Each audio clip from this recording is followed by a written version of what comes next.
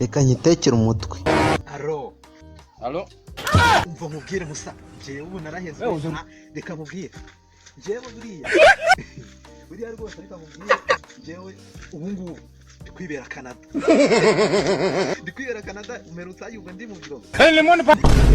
buriya ntago ari hantu nkiri Reka jewe narahezwe reka mubwire bro ubundi nawe gira vuba wiyizere Toronto man twitwikire man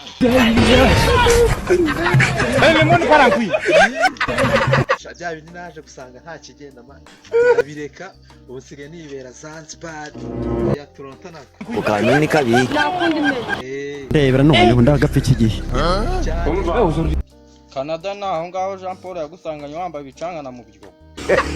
Yure ku buteka mutwe wanjye ngakuza ngo nkujyane Toronto komeze wivugishe ngo ubucanga n'ubuse costume nambaye hano na karovati ibyo ngibyo bihuriye he n'ibyo bicanga ose ngiye bana bazakubwira ngiye mba nambaye neza amasuti ya danje ibyangwe bya danje we ipantaro nambara iba yaraturutse yese none nubwo nyambara ibintu by'imipira cyangwa by'ibiki ngo by'ubutishe sigaye nambara amakositimu we voilà